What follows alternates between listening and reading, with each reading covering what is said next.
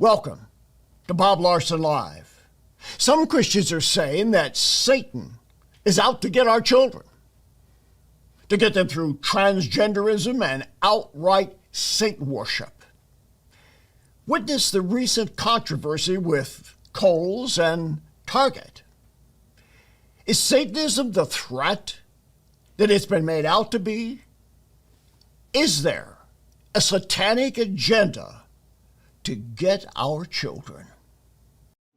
So this is Adam. Come here, Adam. This is my friend Adam. I just met him. This is Ashley. Come here, Ashley. Okay. And this is Adam's boyfriend, Jerome. This is Jerome. Now, Adam's the Satanist. We're not sure about the other two, but they're not Satanists yet. Right? I'm not going to be a Satanist. You're not going to be a Satanist, but you're his friend. Okay. And he hasn't converted you to Satanism yet. So there's still hope. We can still get you for Jesus. Actually, we can get him too. But this is my friend Adam. I say my friend because he's my friend. He's been following me. And I said, do you know about me? And he said, yes. Yeah. Seen all the YouTube videos? Yep. Yeah? You get my blog? Yep. How did you get into this? Into what? Satanism. Satanism? I had been into the occult for quite a while and then gradually moved more into Satanism, which is kind of branched away from the occult, and it's just a philosophy. So are you a LaVey Satanist, which is the sort of Satanism archetype, not real? Right, yeah. So what do you think demons are? What do I think demons are? I don't really believe in demons, but a lot of the work that you've done is very inspiring, and you can definitely feel a lot from it. So my mind's open, it always is. So that's my answer. So what happens to you when you walk through the shopping mall? Yeah. Everybody goes like that, right? Yeah, I don't go shopping too often. So. But you have to sort of get used to the fact that you do look different. Right, yep. And you do that deliberately. Yeah, I guess. Just try to poke people in the eye like, go ahead, I dare you, look at me. No, I don't think so. Why do you do it? It's a little more comfortable, So, I mean, why all the tats, the piercings, all the, the bones, all the stuff? Why? Decoration. It's like having a Christmas tree all year round. And you got an Anton LaVey patch on your leg. Yep. In memoriam of the founder of American Archetypal Satanism himself. The recent controversy with merchandiser Target, which featured a product line of children's transgender clothing, turned out to be the lesser of parental worries. Journalists dug deeper, and they found that the designer behind this non-binary clothing line is a practicing Satanist. Well, he says he isn't, but we'll look at the evidence about that. He doesn't try to hide his, or should we say their, religious affiliation. What followed was a public relations nightmare for Target and a loss of billions of dollars in worth. The truth is that most people who are outraged don't even know what a Satanist is.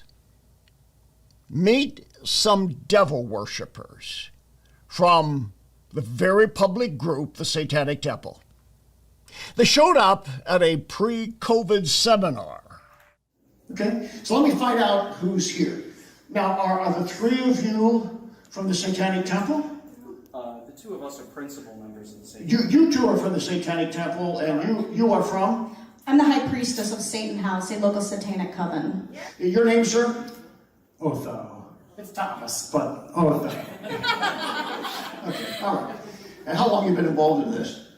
Satanism my entire adult life in one way or another, but seriously over the last 5 years. Okay. And you, ma'am? Over 10 years. 10 years. Okay. And your name, sir? Well, I give you my satanic moniker, which is Hollow. Okay. And what was it you were telling me about my contribution to your descent of the satanic path? It was powerful. Your radio show was an ever-present force guiding me to liberation. You're trying to tell me that my radio show guided you to the devil? Me too. I mean, it absolutely. Oh, well, That's cute. You were the one with the book. Yes, sir. So you got some oldie oldies of mine way back to the Satanism book that I wrote. That's right. What'd you say to me back there a little earlier? I bought that book from a Spencer's Gifts when I was 16 years old. And Bob, I have been waiting for this moment since I was a teenager. I have been writing and speaking about Satanism for decades, more than anybody else in the Christian media. And the first point that I want to make to you is that there are many kinds of Satanists. One size does not fit all. Let me give you a list of some of the categories as I break them down. There are the posers, the dabblers, the self-styled, the non-theistic, the theistic, the esoteric, and the black magicians who openly court the forces of darkness. Now, we'll come back a little later, and we'll talk about each of these groups and what's different about them. Saying that a person is a Satanist is like saying that somebody is Catholic or Presbyterian or Pentecostal or Charismatic or Baptist. It's just different flavors. All these groups claim to be Christian, but they view their faith much differently than the others do. And it's the same thing with Satanists. Now, meet a real Satanist who was a personal associate of Anton LaVey, founder of the Church of Satan. So let's talk for a minute about who Boyd Rice is, because I know you and a lot of some of the older folks know you who remember that era, and some have continued to follow you, and I'm sure you have some new fans. You've done photography, you've done some acting, you call yourself an archivist, but most of all, a high priest of the Church of Satan, made a priest by Anton LaVey himself and a member of the Council of Nine. That sounds pretty auspicious. You really, this is like the distant past for me. I'm not really involved with the people who call themselves the Church of Satan now. I mean, well, it all split up, broke up, and there was all that infighting and so on, and everybody went their separate ways. So what do you think about the nouveau Satanists, these Temple of Set people and Temple of Satan people and all these type of new wannabe Satanists? I've been told the Satanic Temple is a bunch of cultural Marxists, and I was given a bunch of material from the Temple of Set, and it was really, page after page of writing, and it just, did nothing for me. Have you had any contact with these people? Yeah, I've run into a few over the years. And what do they think about you? Because, they've tried to put that dark side of Satanism, have Anton LaVey behind them. They have their own public relations stunts, not necessarily nude on altars, but, they've taken on transgender movements and the abortion issue and other things like that. And so they've tried to broaden their political agenda. But you don't have any connection with them, and you don't have any affiliation with them. Yeah, well, it's, I never had a political agenda in my life. I've always hated politics and politicians, and, getting involved in politics is not the way to get to the shadow side. Okay. And then along the way, you formed an organization with Nicholas Schreck, who I debated on that infamous debate that I was talking about a moment ago, the Abraxas Foundation, which was named after an ancient demon. So why would you why would you start an organization named after a demon? Well, it's an ancient Gnostic deity that has to do with going beyond the ideas of God and devil, good and evil, so that light and dark have a balance. Now stay right there, because there's a lot more to come as we talk about this controversy of the satanic designer of the transgender clothing that's caused the uproar with Target. First of all, I want to mention quickly, check my website for information about upcoming seminars. the 28th of July in Edmonton, the 9th month, 15th day, Dallas, September 15, and in October on the 13th, Phoenix. So some exciting personal appearances coming up. And by the way, like and share helps us so much to reach more. Subscribe, hit that notification bell, and be part of this outreach by being aware of the next big thing that we take on. And as always, we depend upon your financial support. You can text to give at 833-361-4711.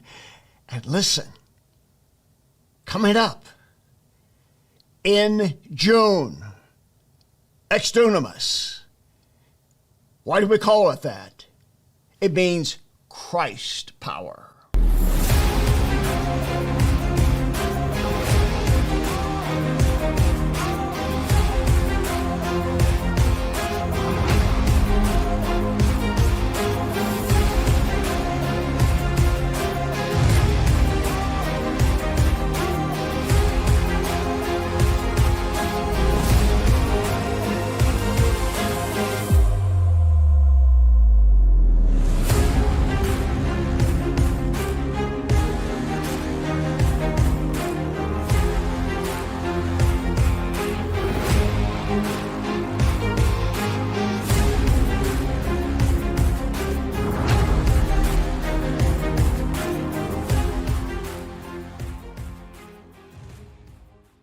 Let's go back for a moment to what I was talking about earlier when I referred to the fact there are many different kinds of Satanists. There are actually more than I listed for you earlier, but the ones that I cited are the most prominent. Let's go back and let's take a look at them again. I'll give you a brief explanation of what I'm talking about. First of all, the posers, the wannabes. These are the young men and women, often early teens to mid-teens, who are trying to be bad. And the baddest bad that you can be is to be a Satanist in their minds. So they get the tattoos and they get the piercings and get all of the paraphernalia associated with the satanic jewelry. And they go off on their own to do something really satanic. They may get a copy of the Satanic Bible and read it. They may get books on witchcraft. They're not to be taken seriously as a group or a movement, but they do damage the lives of these young people who experiment with stuff and get some real demons, and I've dealt with many of them. The second category is the dabbler. Now, the dabbler goes a little bit further than the poser. This individual's not trying to look bad, scare people, maybe get some attention, particularly if he's marginalized in terms of socialization. He will actually try stuff, maybe kill an animal or torture an animal or try to perform some type of conjuration or ceremony that he's read in the Necronomicon or some other kind of book. It's a bit more serious than the poser. He's actually trying to do something. I say he or she, could be male or female. Witchcraft isn't enough for them. They want something a little bit stronger, and this is why they're pushing the envelope. Then there are the self-style. Now, the self-style began to develop a bit of ideology. The poser is just that, posing, acting something out. The dabbler is experimenting with some actual rituals, ceremonies, and so on. But the self-style generally develops their own template of what worshiping Satan is all about. So they borrow from a lot of sources. They read one of Anton LaVey's book, like the Satanic Bible, or, as I said a moment ago, the Necronomicon, or grimoires, or whatever they can get their hands on, and it's so easy these days on the internet. So what's different from the poser and the dabbler with the self-styled is that they are actually developing a thesis of sorts about what Satanism is. Now, usually it's a potpourri of a lot of different things that they can jill all together, mix it up in a demonic brew, and then try what works. But the ones that you hear the most about, because these first three groups are usually under the radar, usually a bunch of kids getting together, dressing in black or goth, as they used to say, and trying to be bad in the name of the devil. But Then you get to the non-theistic and the theistic. So the non-theistic Satanists, that's technically what Anton LaVey was, although those people who knew him, and I know people who knew him, say that he did take a lot of it seriously in a theistic kind of way. But essentially, the non-theistic Satanist views Satan as the embodiment of all that is rebellious, all that is evil, all that is the empowerment of the lusts and the desires of a human being, which they believe to be natural. In our Bob Larson University, we have a course in which we teach about this kind of evil and lists what's called the 9 satanic statements. And as you read them, they are just the reverse of anything that you find in the Sermon on the Mount. But they're non-theistic in that they believe Satan is representational, not literal. Of course, this is the official party line of people in the temple of Satan. But within such groups, you'll find others who do take the whole thing really seriously, and sometimes they, on their own, morph from being non-theistic to theistic, which is the next group in my list, which means that they do believe in a real devil, like the Temple of Set, or other such groups who look back to ancient Babylonian, Assyrian, Sumerian, or Egyptian gods like Set, for example, and they model their belief after the worship of these beings. So if you take the Temple of Satan, the Satanic Temple, Baphomet, that hermaphroditic, half-human, non-binary, multi-sexual being that they always have as a symbol of what they represent, they don't claim to really worship Baphomet. Well, Baphomet's a real demon. Anybody involved in deliverance that gets really serious about it is going to deal with the demon Baphomet. I've dealt with Baphomet thousands of times. Very diabolical, very debased, very lustful demon. And so they take real demons by name, whether it's Beelzebub or Asmodeus or Leviathan, and they make them into icons, so to speak, of what their lust or desire or purpose is to fulfill the baser needs of human beings without inhibitions. And so the demon that they worship or have representationally is just that. It is an image of what they want to do on the inside, which is total and complete rebellion. Rebelling against a God that they say doesn't exist, with the devil, which they say doesn't exist. But then you get the theistic people.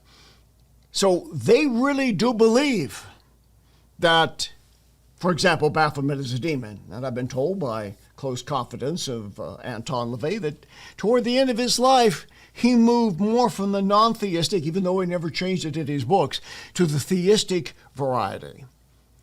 And then even beyond these people, which is bad enough, you get the esoteric. And this is the Aleister Crowley type of individual. Black magicians and others who practice in secret, orders like the Golden Dawn, the Rosicrucians, and even the Freemasons, though they're not out-and-out Satanists, employ some of this demonic imagery. So those who go into esotericism definitely do believe, in most cases, in a theistic view that Satan is a literal being. He is someone that can give power. He is someone that you look to. And of course, the theistic Satanist believes that the Bible has it wrong. They flip it. It is Lucifer who has the right to the throne of heaven, not God. And he was unjustly kicked out. So their intent, and this gets into Luciferianism, which is another form of Satanism, literally worshiping Lucifer, believe it is their job to restore him to the throne that was stolen from him by Jesus Christ. So that gives you a broad perspective. So when people say Satanism, quite honestly, even most preachers, a lot of people who do deliverance, don't understand the full spectrum of what that can mean. And the problem is, if you're trying to talk to these people, relate to them, or connect with them in any kind of way, you are not going to get much of anywhere if you treat them all as devil worshipers. Now let's talk a little bit more about this whole Target controversy, because this has been blown out of proportion by the press in the sense that we are having a difficult time finding out the truth about this designer, the person who is behind this whole transgender satanic controversy. I want to talk to you about it. It comes from a British-based brand, a company that merchandises with pro-LGBTQ messages to celebrate Pride Month. I mean, that's basically how it all started. And under the microscope, parents discovered there were these tuck-friendly swimsuits and other apparel for small children. The designer of all of this stuff is a guy named Eric Carnell. Now, he is an outspoken Satanist. He says he's not, but here's what he means. He means he's not a theistic Satanist. He's like a LaVey Satanist. Satan represents all that is debased, all the carnal desires, all the rebellion that the church says you can't do. And he's an outspoken advocate of this sort of thing. And he's featured occult imagery and even messages in his advertising and in his apparel, such as Satan respects pronouns. So there he's into the transgender thing, and he's trying to mix the two. He has other apparel, which he's produced, that says heteronormativity is a plague. Let me repeat that. It's a mouthful. You get it? Heteronormativity is a plague. You didn't know you had a plague, did you? He has another one. Get this. This has been documented. He has a website which features a homophobic headrest. Now, what's a homophobic headrest? It's an image of a guillotine. And he's being defended. Now, some Satanists don't actually believe in Satan. And here's what this guy says. Satan is merely a symbol of passion, pride, and liberty. He means to you what you need him to mean. Now, this is supposedly a direct quote that was published. And this guy, the designer, that caused this whole Target controversy, goes on to say, so for me, Satan is hope, compassion, equality, and love. So never mind what the biblical definition of Satan is. This guy flips it on end and makes himself the single arbiter of reality that he chooses to define by saying that Satan represents equality and love. He goes on to say, so naturally, Satan respects pronouns. He loves all LGBTQ plus people. And he says, I went with a variation of Baphomet. And he's featured Baphomet on his apparel for this design. A deity which is a mixture of genders, ideas, beings, and existences. He also says, tongue-in-cheek, I don't believe in Satan. I don't believe in the Bible. It's a metaphor. Now, some people have dug into this a little deeper, and they found some social media posts by this company and this particular designer encouraging transgender people to directly affiliate themselves with Satan. In one post, the designer claimed that Satan loves and respects LGBTQ people and they should hang with Satan. But he says, I'm not a Satanist. Well, he's just using artifice of language. The technicality of definition, self-definition from his viewpoint, to say who Satan is. So, do we have a serious problem on our hands? Is Satan out to get your children? Of course Satan is out to get your children. But the question is Target what he's using to really do it? So let me give you some statistics. Nobody knows, first of all, how many witches or Satanists there are in America. Estimates of practicing witches, if you look it up in Wikipedia and look it up on Chat GPT, it's going to tell you about 1.5 million. Well, that's not even a realistic figure because there's a broader definition of witchcraft that includes the New Age. So then how many witches are there? Nobody really knows, but maybe a few million. How many actual theistic Satanists? Very small amount of people. This particular individual, he's building his career, so to speak, I think, by taking the publicity that he's getting, that seems to be a little negative right now, but I think he's looking at it in the future, it's going to provide other opportunities for him because he is challenging the status quo. And he's the champion of LGBTQ people plus. So, what am I getting at here? What's the real danger in terms of a non-Christian competing view of reality? Is our competition, so to speak, the Satanists? When I say competition, I mean people who are vying for the religious allegiance of people, offering them a definitive belief system that denies Jesus is the Son of God and the only means of salvation. Well, if you're comparing Satanists, let's compare them to Muslims. Now, I'm not saying Muslims are Satanists, don't get me wrong here, but there's about 3.5 million Muslims who deny that Jesus is the Christ. Well, that's what Satanists deny. Jesus is not the Son of God. Now, at least to the Muslims, he's a prophet. And they don't mix him up with Satanism. I'm not putting them all in the same category. I'm just saying a competitive worldview that says Jesus isn't the way to God is Islam. Well, let's take on Buddhism. There are, according to reasonable estimates of polls and so on that have been taken, now get this is going to be a shock to some of you.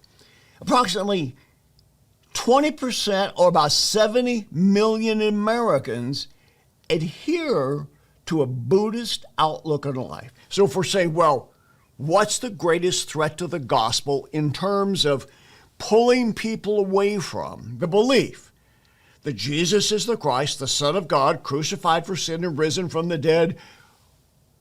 What's the biggest problem the church has today? It's not the Satanists. And in a certain sense, it's not even the Muslims. It's the Buddhists. And I'm not done yet. Stay with me. 20% of the population. Now, a lot's been made recently of the tragic death of Tina Turner. And yet, those people who are nearest to her have said that with all the horrible abuse she went through with Ike and all the suffering physically and emotionally she's had because of the struggles through the years, and she was indeed a very brave woman to survive all of this, that the reason she was able to keep it together was Buddhism. Now, I don't have time to go off into Nichiren Shoshu, so-called Sakugakai, which is this variant, this Japanese variant of Buddhism that has a little black box with a scroll. And Tina Turner adopted this viewpoint decades ago. She became an advocate of it and prayed before her sacred little box every day and was devoted to Buddhism. So what does Buddhism teach? Well, again, we don't have time to go into that. We teach about it at Bob Larson University. My books teach about it. But essentially, Buddhism teaches the distinctiveness of each individual soul. We're all part of a universal soul with the hope someday of reaching nirvana. Now, nirvana is not heaven. Nirvana, the word actually means being snuffed out like a candle. It means nothingness. The goal is nothingness. The goal of a Buddhist is something becoming nothing. You're immersed into the universality of the super consciousness of a cosmic universe. And reincarnation. Now, the two are a bit diametric in terms of epistemology from an Eastern religious standpoint, but they don't resolve that difference. That dichotomy exists in Buddhism. Well, whichever way you go, you become nothing or you become something else in another life. That is competition to Christianity. Hebrews 9:27 says it's appointed unto a man once to die, but after this the judgment. So you see, if you're weighing Satanists and witches, well, they get a lot of the PR because they're bad. But what's bad? Is bad just wanting to party in the name of the devil and just fulfill your lusts? Is bad believing that there's a real Lucifer who needs to be restored to his throne and part of a handful of people, relatively speaking?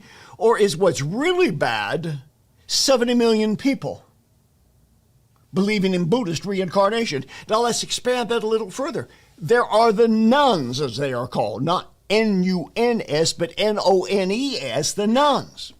That's what's sometimes called in polling the irreligious. Now get this. There are approximately 100 million Americans, particularly Gen X and Z, who are what's called irreligious or nuns. They're nothing. They're not sure what they believe. They may be agnostic, they may be atheist, they may take a little bit of Christianity, but they don't take the whole biblical deal. They're nothing. And they're proud of the fact that they're nothing and that they're in flux, constantly adjusting their viewpoints.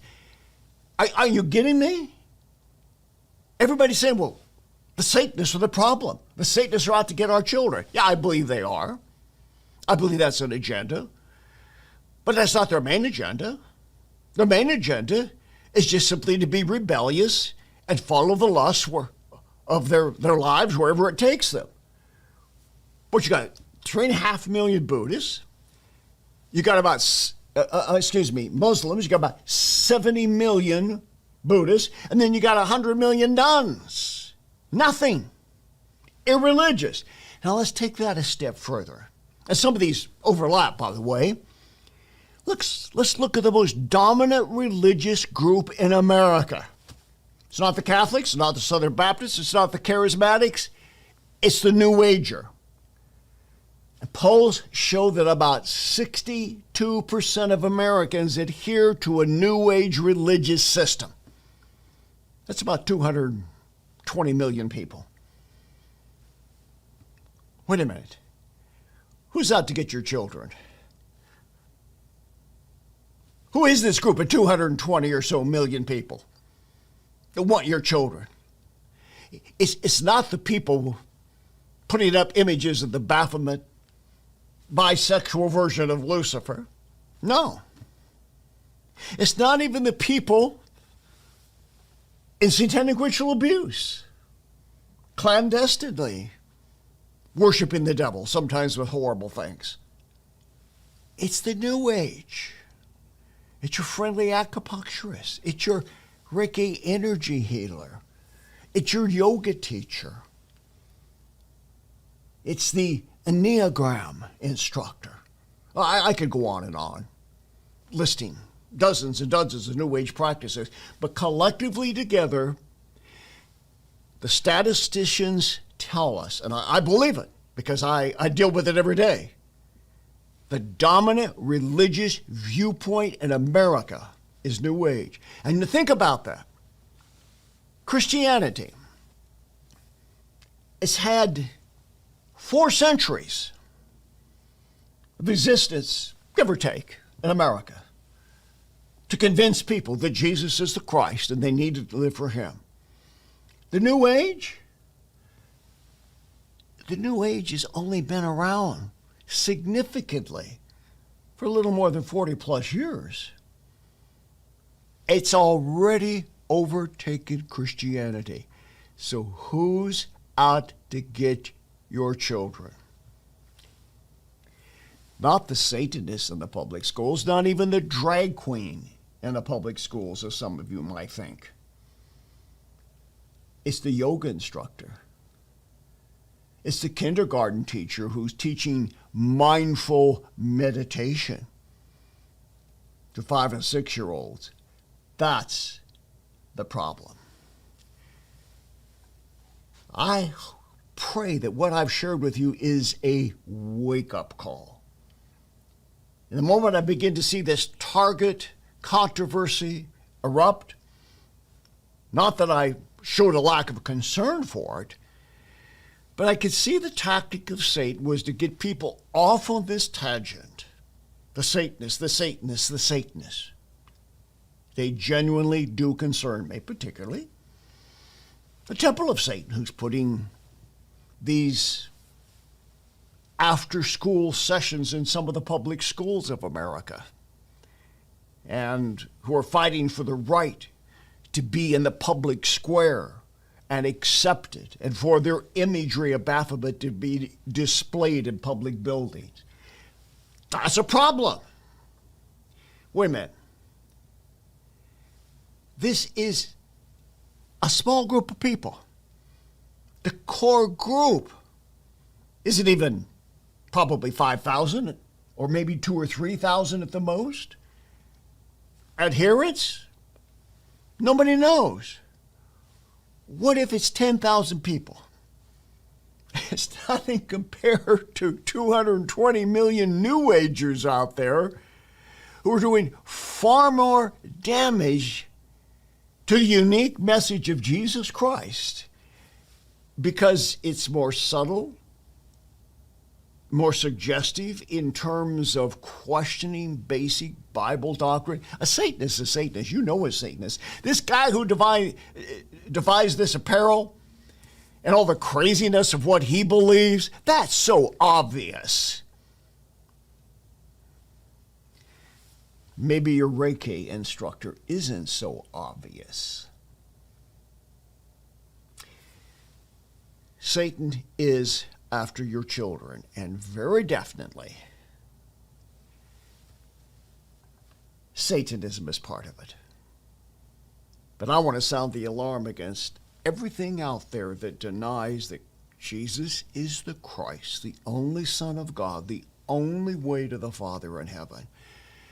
And that's by the propitiation of his blood sacrifice on the cross and the miracle of being raised again from the dead. And that's our mission. That's what Bob Larson University is all about, even though we teach and instruct what you need to know about biblical truth to fight spiritual warfare. That's what Exdunamis, our new streaming platform, is all about. Letting people have the largest store of information anywhere at any time, certainly in one single streaming platform. And this is coming in June. Questions? Go to our website, boblarson.org, and we'll have the latest information there. And thank you for your prayers and support. And if you appreciate this message, go to boblarson.org, click on Donate, and share a generous gift for us to continue this cause, to bring hope and healing, relief of suffering, and deliverance from demons to millions of people all over the world. Let's take one more look at the Satanists. Let's roll back the clock to 1997.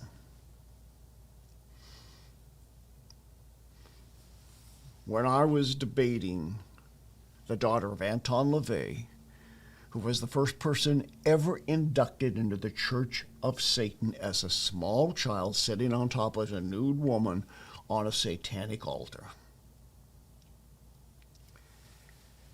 She grew to hate her father, bitterly hate him. In September of 1997, She told me of a ceremony she did at the most evil satanic altar she could find in Europe,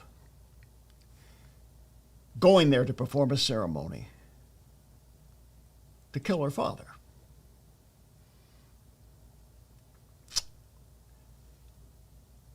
That was September.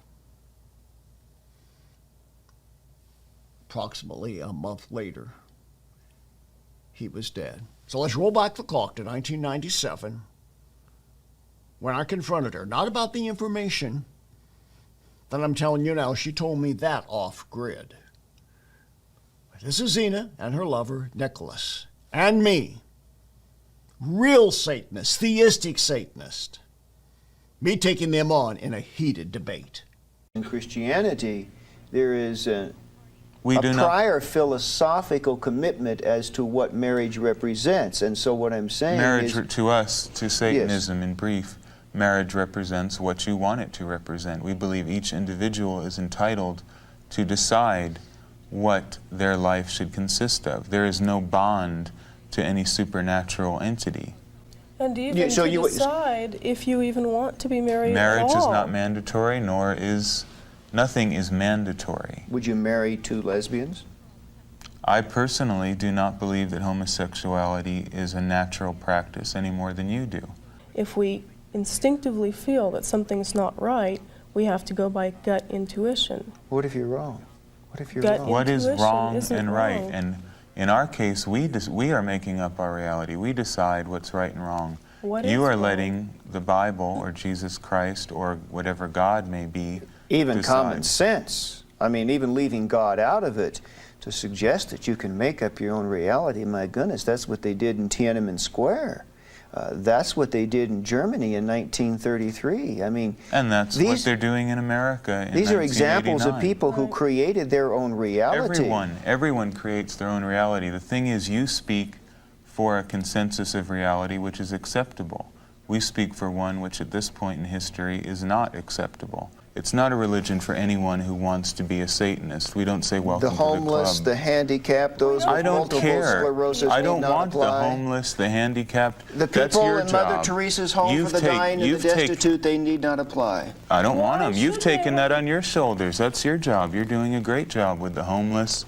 You help everyone. I want to ask Zena. Zena, you don't want to feed starving people. You want them to die.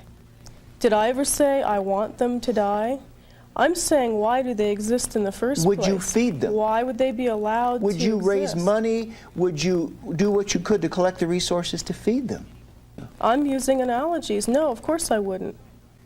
Why do we have a responsibility to help them unless we believe this nonsense in the Bible? Because if we're realists, we don't have any. Because they're human beings, because they feel pain, because they suffer, because they hurt.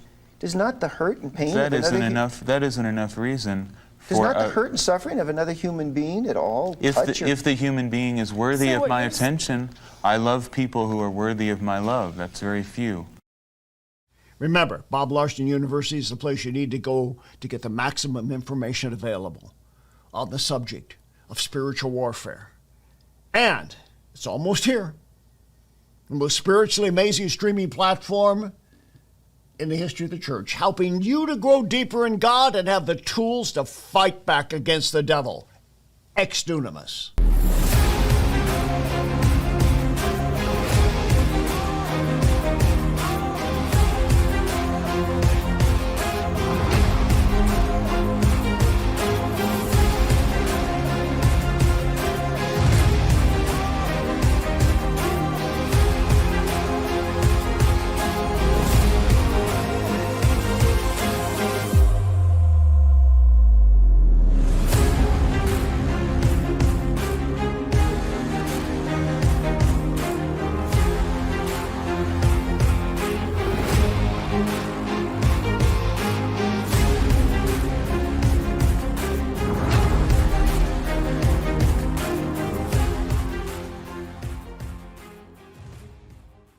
Your financial support and prayers make it possible for us to bring hope for the hurting and freedom to those in spiritual bondage. For the latest information regarding ministry outreaches, go to boblarson.org or call 303-980